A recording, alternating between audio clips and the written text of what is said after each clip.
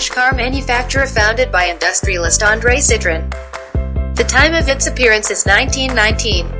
It is now part of the large international group Stellantis. It introduced the first front-wheel drive vehicle with independent four-wheel suspension. The manufacturer's headquarters are located in Saint-Ouen-sur-Seine.